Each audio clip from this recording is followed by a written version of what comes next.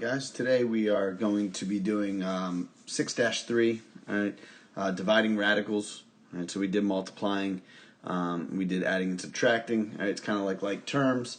Remember, you can multiply non-like terms, right? But you cannot add and supply unlike terms. They have to be like terms in order to add and subtract. It's very similar to what we have here with radicals, okay? But before we go into dividing radicals, which is the new assignment, right, that was just posted, I want you to go back to your old notes because we still have that, you did up to number 14 for the homework, all right? I want you to go back to those. It should be this page here. You should have done your homework up to number 14, all right? If you haven't done that yet, again, you should be doing your homework after you do the notes. If you wait too long, right, that's going to be an issue.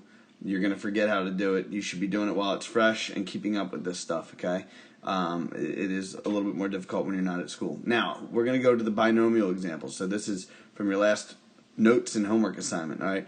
We're just going to do a couple of these, all right? Just the odds that you see right here, all right? Just 15, 17, 19, so you guys understand what to do, all right? Just like it shows here, all right? This is a binomial, right? Two terms being multiplied by a monomial, one term, right? Everybody can see that. So we have to do the distributive property, all right, which you guys are, familiar with at this point. All right, and what do we get? Well, just based on how we would do this last time, right? What is the coefficient in front of this? It's a 1, right? So it's 1 square root 10, right? Jeez. 1 square root 10. So 1 times 5, right? And I'm just doing this first one. 1 times 5 is 5. Square root 10 times square root of 5 is square root of 50. All right. Minus 2. Right? 2 times 1 is 2. Right? This is the 2 times the 1, and then 10 times the 20 inside. Right? That's what we're doing next. So it's going to be 2 square root 20. Now, are there any perfect squares inside of either of these? Well, this one right here, right? Write the perfect square first would be square root of 25 times square root of 2. So we have 5 times square root of 25 times square root of 2. Again, because square root of 25 times square root of 2 gives us square root of 50. And because the square root of 25 is a perfect square, right, we know that that's 5 times, what is this actual number? Square root of 25 is 5. So 5 times 5 gives us 25, and we cannot break down that square root of 2, so that's just left there. That's how you simplify the square roots. Again, we've done a lot of that now. All right, minus, is there a perfect square inside of 20? There is, right? So it's going to be 2. We keep that 2 there, bring it down. Square root of 4 is inside of that, right? And square root of 4 times square root of 5 would give us the square root of 20. 2 times square root of 4, well, what number is the square root of 4? It's 2. So 2 times 2 is 4. Square root of 5. This is as simplified as both these get. Can we combine them? No, because they're not like terms, so this is our final answer. All right, so distribute, multiply the coefficients together, multiply the radicands, what's inside of the radical together, right? Once you've done that, simplify them, and if there's like terms, you can combine them. If not, you're done from there as long as you've simplified them all the way. All right, next one. We got to FOIL this, okay? We're going to have to FOIL this. So, let's go ahead and do that, right? This one's going to be an interesting one, just looking at the problem, right? Just kind of looking ahead. First, outer, inner, last for this one, okay? So, I'm going to write these out. I'm going to cross this out so I have space here, all right? When we do the first one, 6 square root of 6 times the square root of 6 gives us 6. Because it's 6 times 1, the coefficients, right? There's a 1 outside there. 6 square root of 36, because square root of 6 times square root of 6, square root of 36. Next, outer plus 6 times 1 gives us 6. Square root of 12. Minus inner, right? Inner, right here, doing this one. Negative 6 times 1 gives us negative 1. And square root of 2 times square root of 6 gives us square root of 12. I'm sorry. When I was doing inner, negative 6 times 1 is negative 6. I put a negative 1 there. That was my mistake. I just realized it. All right. Square root of 12. And then finally last, all right, it's the last two terms. Negative 6 times 1 is negative 6, minus 6. Square root of 2 times square root of 2 is square root of 4. All right, so we have that, all right? First thing I want you to see is, are there any like terms? There are.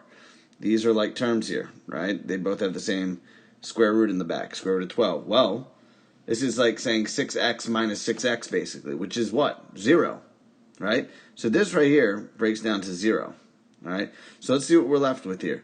6 times the square root of 36. Well, what is the square root of 36? Square root of 36 is 6. So this is 6 times 6. So we get 36, right? Plus 0, because that's what this is right here, right? And then minus, what is this, right? Minus square root of 6, or 6, excuse me, minus 6 times the square root of 4. What is the square root of 4? This is 6 times 2, because square root of 4 is 2. So this is minus 12. So our final answer here, 36 plus 0 minus 12, that equals 24, and that is our final answer here. Interesting how that came all the way down to just the answer of 24, which is, again, why this is important. We need to be able to simplify. All right. And that's just as far as I'm going to go with these right now, fellas, just so we can get the other assignment in here. But look, the whole purpose of me showing you that was just so you understood that we still have to do distributive property. This is really no different than what we did up here, okay? The difference is we are just using our properties, the FOIL method, right? This one we did FOIL, and then this one we just did distributive up here. All right, so that was just the point of this. You do not need to do these problems for homework, number 18, or 16, 18, 20, all right? We're just going to go ahead and start with dividing at this point. If you do have questions about that, again, we will have a Zoom meeting tomorrow, an optional Zoom meeting. Tomorrow's Wednesday. I said I was going to do them Tuesday, Thursdays for the most part. Not always, right? Again, we're getting this lesson in today. So I will do a Zoom meeting tomorrow, all right, at about 11 o'clock. If no one's in there, on the Zoom meeting within the first 10 minutes or so, I'm going to assume that everyone's doing okay. But again, feel free to please log on to that. All right, so dividing coefficients and use the quotient rule. So we got to use the quotient rule, all right? So what does that mean? It means that, look, this is the nth root of A divided by the nth root of B, right, is the same as saying the nth root of A over B. Okay? The nth root of A over B. All right, so the whole thing is basically in that root, whatever that root is. All right, so we can combine them. So basically what this means is divide the outside numbers, the coefficients, right? Divide the coefficients, and then divide the radicands together, okay, and then simplify. That's it, all right? So let's do this first one, all right? 12 divided by 2 gives us 6. Does everybody see that? All right, and then we have square root of 160 divided by the square root of 5, right? What's the square root of 160 divided by the square root of 5? Well, what's 160 divided by 5? It's 32. So this is 6 square root of 32, right? So you just see we just divided the outside coefficients together and then the inside radicands together, and that's what we have. Now, are we done? Well, we could be if we couldn't simplify it, but we can, right? There's a perfect square inside of this, so I'm going to write this out again. 6 square root, not put an arrow there to let you know that that's where we're going. 6 square root of 32. Okay, let's break this down. 6 just comes down here, right? What two numbers multiply together to get 32? That includes a perfect square. It would be square root of 16, which is the same as 4. 4 times 4 is 16, and then times the square root of 2. Square root of 16 times square root of 2 gives us square root of 32. So we get 6 times 4 times square root of 2. And what does this mean? It means that 6 times 4 is 24 square root of 2. And that is our final answer here, ladies and gentlemen. All right. And again, we're just going to do the odds. You're going to be responsible for the evens as homework. Okay? And just do your best with those. All right. So here we go. All right. We're going to use our quotient rule. All right. So this is kind of why we said that we were going to use our quotient rule here. All right. Square root of x to the third, y to the ninth, over square root of x to the second, y to the fifth. Well, I want you to remember something, okay? If we are dividing, then this is just an example. You don't need to write this down right now. if we were dividing, let's put this as 3, right? What do we end up getting here? Well, remember, the quotient rule tells us that this is the same as just, if we're dividing an exponent, right, the same base with different exponents, right? We're dividing them, x to the 4th divided by x to the 3rd. It's the same as saying x to the 4 minus 3. When you're dividing, you just subtract the exponents, all right? So this would be x to the 1st, or just x, okay? So you're going to do the same thing, just inside of the radicand instead. So let's do that. All right, what's x to the 3rd divided by 2? That gives us just x, right? So I'll write this here. That gives us square root of x, right? Because 3 right there minus 2 is 1, right? But we don't need to write that 1 there. We can get rid of that. Okay, next one, we have 9 minus 5 gives us y to the 4th. Okay? Now, are we done? Well, not quite, right? Any even exponent is going to be, let me do this. Any even exponent is going to be a perfect square. So, what we need to do is make this, we have to take that y to the 4th. What is the square root of y to the 4th? It's y to the 2nd. Remember, we just divide by 2. All right, kind of skipping ahead to that. We've done a lot of that. So we end up getting y squared. And what stays inside? Well, x is not a perfect square, so it has to stay inside. Y to the 4th is a perfect square. We took the square root of y to the 4th. Whenever you take a square root of an even exponent, you just divide it by 2, which is why we ended up getting this, and that's our final answer on the outside there. Okay? If you're having trouble with that, go back to lesson 1. All right, go back to lesson 1. Which, by the way, we did lesson 1 during the school year as well. All right, so we've gone through that 2 times. All right, so if you're having issues with that, again, see me at the Zoom meeting. I know that there are a few guys who are having trouble with that. Just make sure you're doing what you need to do. All right, square root of 48 divided by 16 here. All right, well, 48 divided by 16 is 3. So we're left with the square root of 3. Anything we can do with that? Nope, we're done. If only they were all like that. Gosh, that would be beautiful. But they're not, so here we go. All right, we have the cube root of 7x to the 5th divided by 64y to the 6th. Can we break it down? Can we break it down? All right, yes, we can. All right, that x to the 5th, right, does have an x to the 3rd in there somewhere, right? So think about that, all right? So what we're going to do is we're going to break this down. We're going to make this,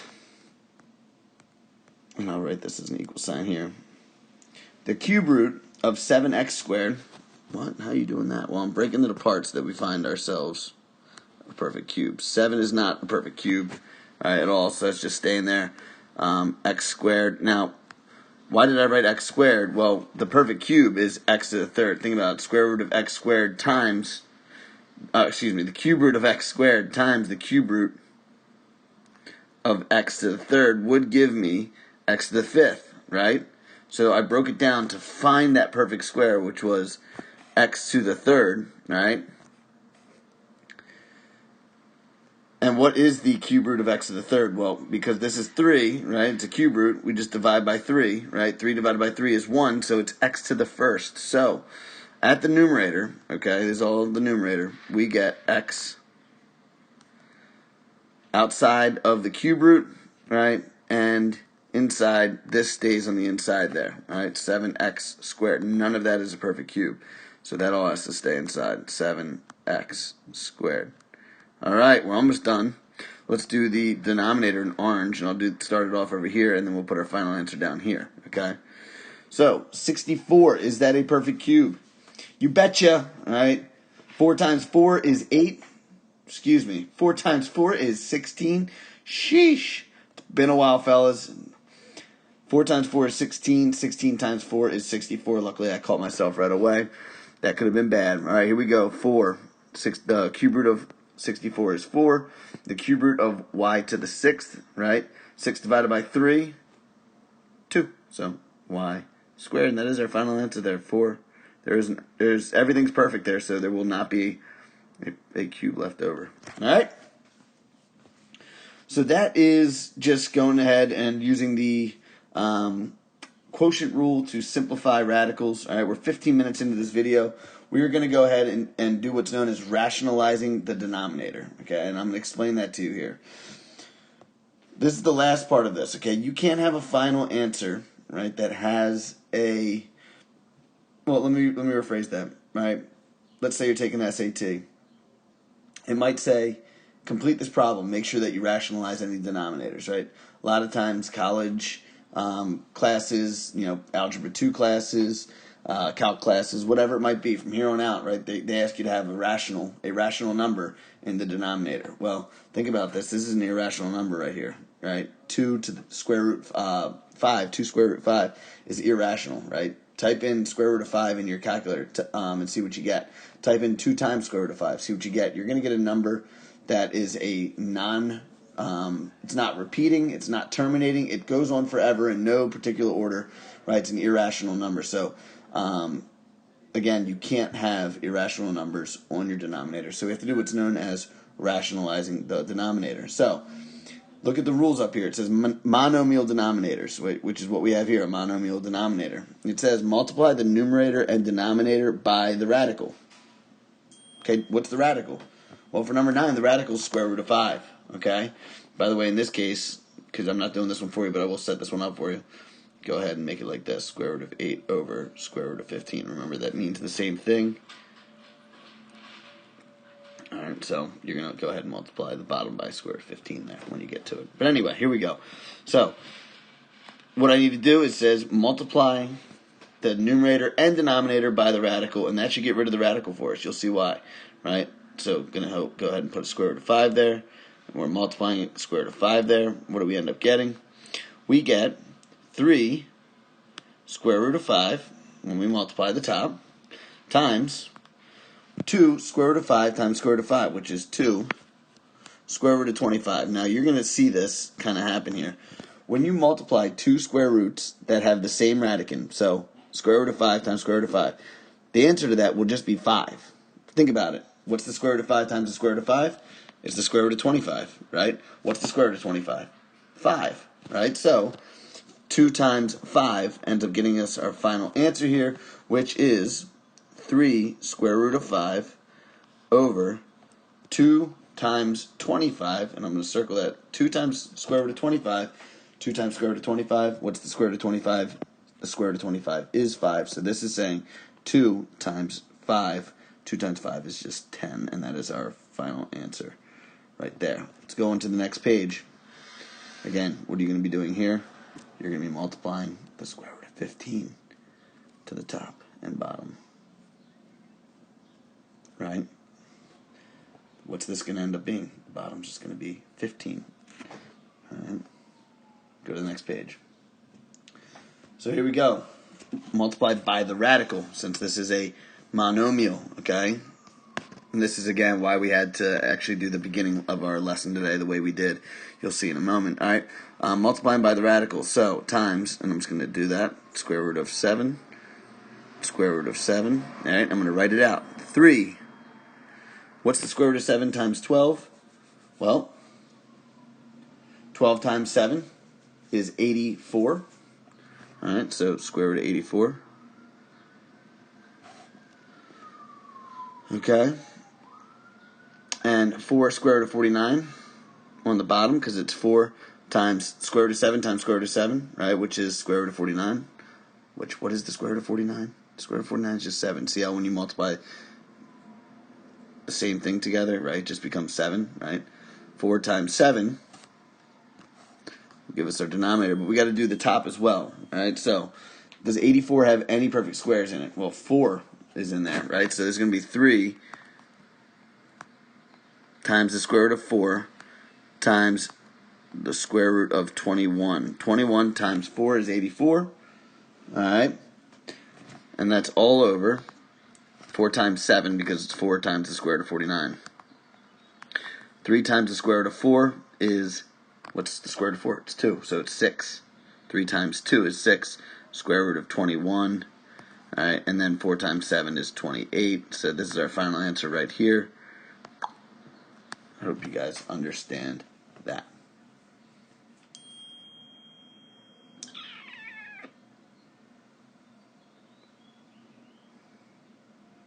not done. I just realized I was just looking at the final answer.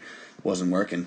We're not quite done because I just realized, and this goes back to something we've also learned, right? Just go think about this. Look at this. We have a whole number 6 and 28, right? 2 goes into both of those, so we got to finish by dividing those out. All right. How many times does 2 go into 6? 3. So this is 3 square root of 21 over, and 28 divided by 2 is 14. So it's just like all we did was just simplify. It's like simplifying fractions, right? If I said simplify this fraction, you would end up getting 3 over 14, which is why we see that right over here, right? Hopefully we understand that. It's just simplifying fractions. Just a step I forgot to check for. But again, once you hear that, right, that's a step you always need to check. Just way too often do I see my students, just math students in general these days, just say, oh, that's it, we're done, and I just did it right there. So let me be your guide there, that you need to make sure you have those rules written out and you're checking. All right, we have a few more to do here, okay? They do start getting slightly more complicated, all right, but I'm going to finish up after, we'll finish these last 2, all right, 2 more. All right, so let's multiply. I'm going to get rid of this since you guys have it saved, all right? So that I have some space here. All right, so I need to multiply the square root of 2. Now, when I do this, okay, what's going to end up happening? Well, it's going to end up being distributive property, right? Because there's a binomial, so this has to go to both terms, right? So I'll just do the first one right here. Square root of 8 times square root of 2 is the square root of 16.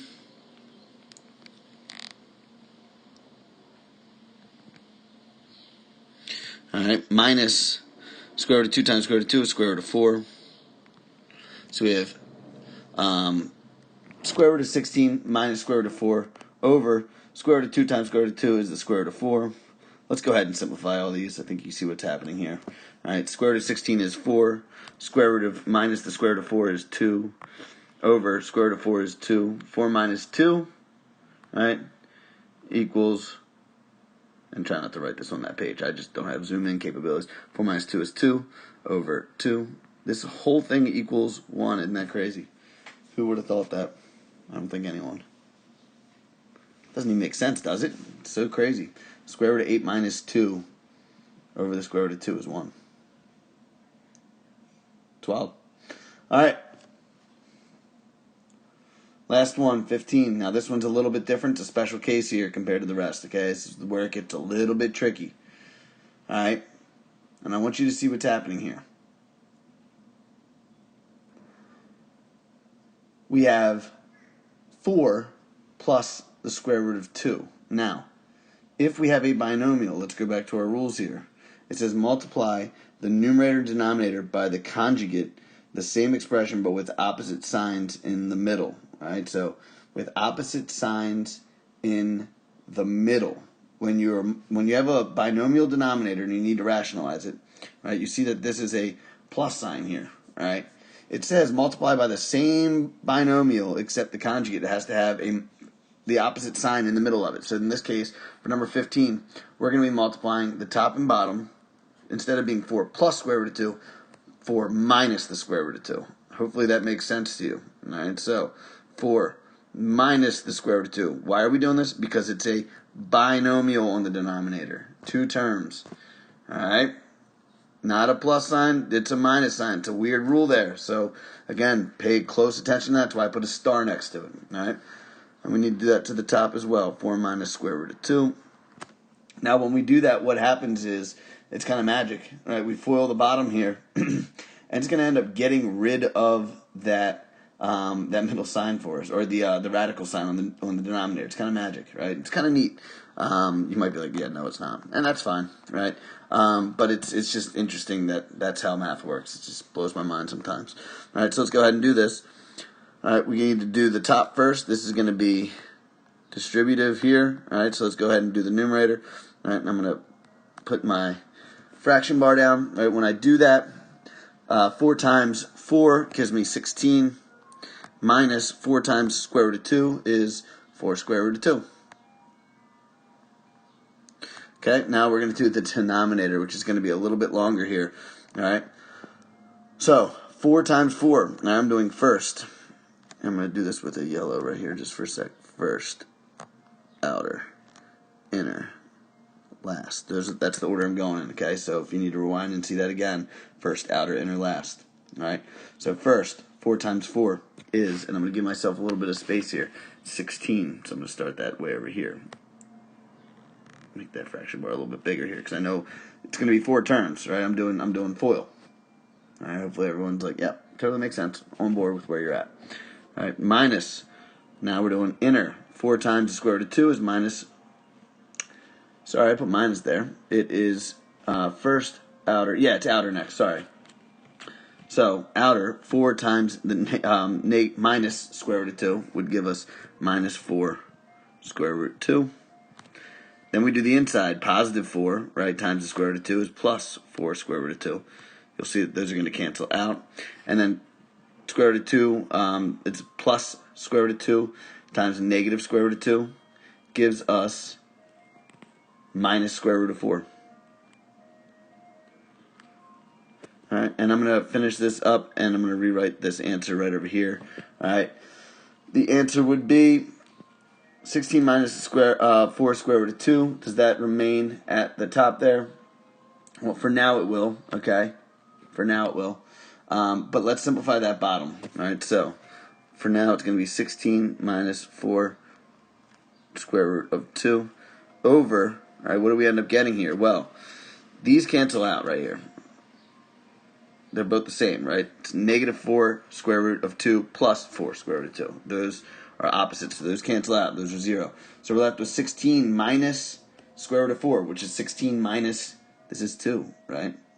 So 16 minus 2 gives us 14. Now, are we done? Well, if you got this far, great job, all right? Really good job. Only thing that we need to do now is simplify it, right? And you can see that these are all even numbers, so 2 goes into all of them, all right? So our final answer here, and I'll write it in yellow, 16 divided by 2 gives us 8.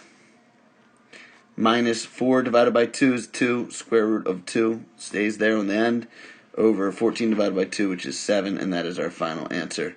Please excuse the handwriting. That is 8 minus 2 square root of 2 over 7. All right, fellas, what I want you to do is the evens for homework, okay? Trying not to give you too much at once. If you're having issues with it, what can you do? Go to the Zoom meetings. I'll talk to you guys soon. Hope everything is well. Bye.